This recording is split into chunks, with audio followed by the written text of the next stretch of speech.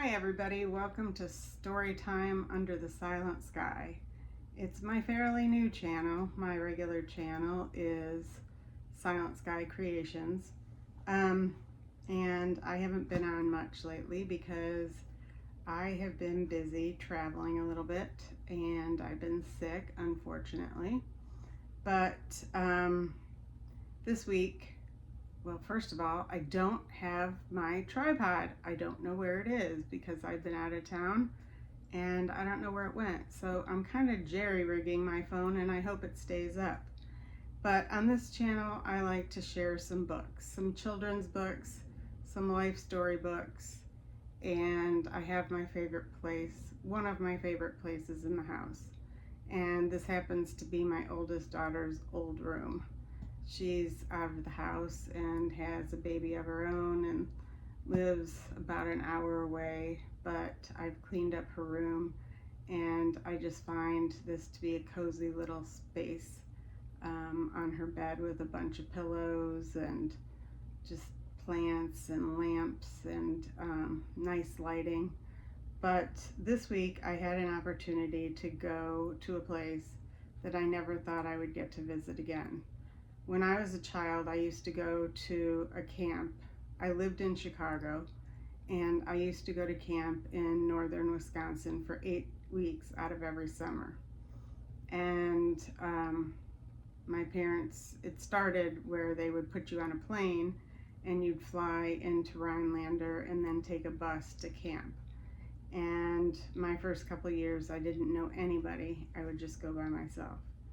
And then you make friendships from people all over the world, from Mexico, from Venezuela, all over the world. And it was an experience that I will never ever forget, and it just held deep in my heart. I always was a little bit of an outsider because I didn't live in the North Shore of Chicago. I lived in the outskirts of Chicago, so I didn't always have the know of what was going on, but it still held a very dear place in my heart. It was a place where I could get away from what was going on at home. It was a safe place. I got to take in activities that I would never ever get to do at home. I got to water ski, ride horses every day, archery, rangery, compete in things, sailboating. These are just things my parents couldn't give me every day at home. I'd be out playing with my friends at home, which was fun, but these were things that just weren't allowed to just regular people at home. And while I was at my friend's cabin, my friend Dawn, her family owns a cabin in northern Wisconsin, and they weren't using the cabin this week, and she offered to take me up there. And with my Parkinson's, it's really hard to travel, and so I flew into Chicago and got to see a dear friend of mine, Peg, and I put that on one of my videos. And then the next day we hopped in the car and drove 5.5 hours to her cabin in northern Wisconsin. And I got to walk through camp, and I put a video up about walking through camp, and I showed you some of the fun things that I remember about camp. And one of my daughters had the opportunity to go one summer, but coming from Texas, she really felt like odd man out because she didn't know anybody either. But one night I got to get together with the owner of the camp, who doesn't own it any longer, and his wife. And his wife was actually one of my campers and then a co-counselor of mine. And another person was supposed to be there, and her mother got sick. And Marnie and I started talking on the phone, and she was devastated she couldn't make it. But I told her about this channel that I read kids' books and I read adult books, and I share some meaningful life stories on this channel. And she told me, oh my gosh, my mom writes children's books. And I had no idea. Marnie and I have been good friends for a long time. We were co-counselors together. She was a camper of mine, and I had no idea her mom was an author. And so I immediately ordered a couple of her books. And she's gone through heartache. Her family's gone through heartache. They've gone through great times together. And so I wanted to share one of her books with her. But the first book I'm not going to read from, but I wanted to dedicate this video to some very important people in my life that made such an impact on how I grew up and the importance and the values that I hold today in my life. And Tom, who owned the camp, wrote a memoir about his life and how he went to camp and how it changed his life. And it's called Campingly Yours by Thomas C. Adler. And he would write newsletters every month to every camper and sign it Campingly Yours, Thomas C. Adler. And it just documents his life and post life and his family life, and it's a beautiful story. And getting to talk to him over dinner privately with my friend Pam, his wife, and my friend Dawn was there. Unfortunately, Marnie couldn't be there, but Marnie did surprise us, and she called ahead and she made sure our meal was paid for, which was uncalled for but much appreciated. Marnie is such a thoughtful person, and I love her to the end of the world and back.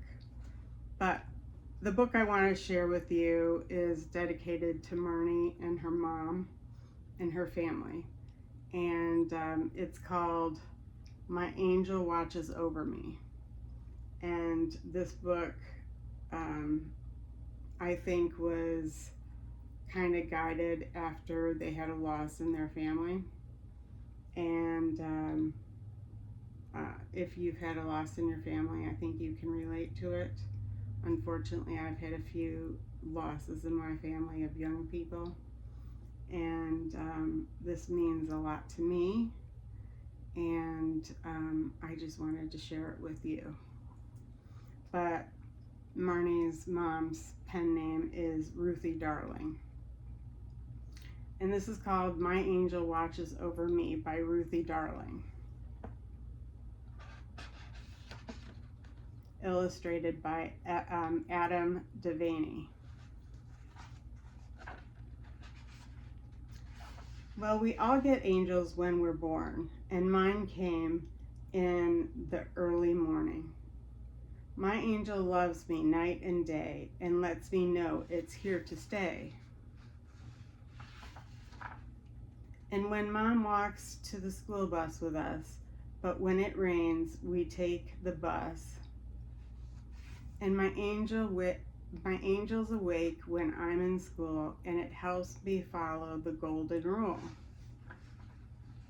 It loves to sit upon my shoulder when I'm looking through my folder. It seems to know when I might need, as it helps me look for a big round bead.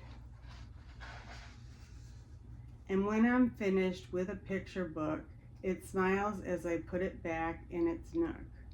My angel laughs when I am happy, but it does not smile if I am snappy.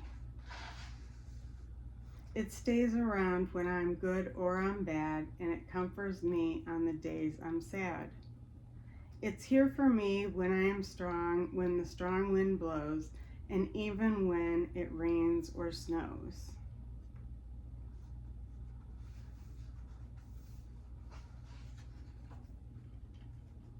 Sorry, my teddy bear fell.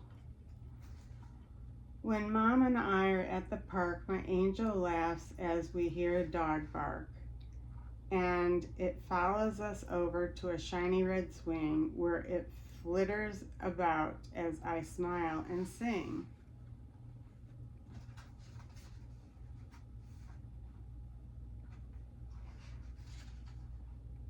If I go over to play in the sand, my angel's there to lend a hand. It helps me out if I fall in the dirt, and it gives me a hug when I get hurt. When we get home and it's time to eat, my angel gets to share my seat. When it's time for me to go to bed, my angel calls me sleepyhead. And as I yawn and nod my head, I say my prayer and jump in bed. My angel goes to sleep with me and loves to curl upon my knee.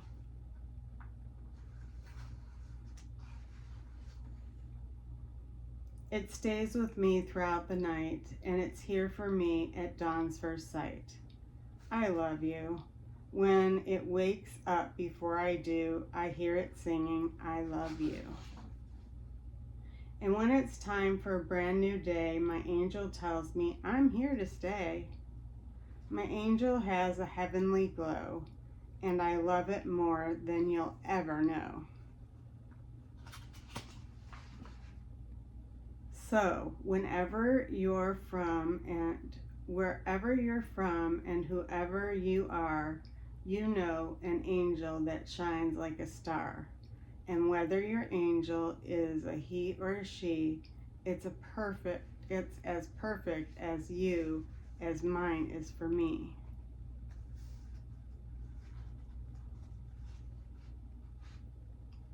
Questions. Do you believe in angels? Have you ever seen an angel? Have you ever seen an angel in your dreams? Have you ever read a story that has an angel in it? What do you think an angel looks like? And then about the author. Ruthie Darling, author of The Whole Story, Miranda and the Panda, Mrs. Libra and Zoe Zebra, Moonbeam, and One Deerful, and is a former elementary school teacher who has been inspired by children throughout her life. Her newest story, My Angel Watches Over Me, beautifully illustrated by Adam Denby, is a timeless story of sharing and caring. She is passionate about all forms of creative self-expression, and pursuing the arts continues to fill her soul and capture her spirit. Her mission and motto, empowering children and adults through the wonderful world of children's literature.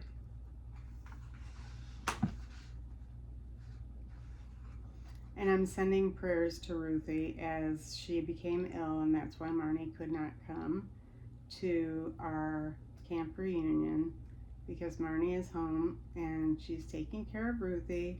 Ruthie is doing okay right now, but I just wanted to send up a prayer for Ruthie because she is a very special lady and has a very big heart for everybody. So here's to Ruthie. I love your books. I love you, and thank you for putting the most wonderful people in my life. Marnie, Melissa, and your son, and your grandson. Everybody means the world to me, and your books will be on forever. I can't wait to write you a letter about my angels. And just tonight, I found a paperweight that my angel left for me, and on the back it said, love your BFF. And I didn't even know I had it. So, thank you, Ruthie darling. And if you have any angel stories, please share them with me in the comments below. I'd love to hear them. Have a great evening, everybody.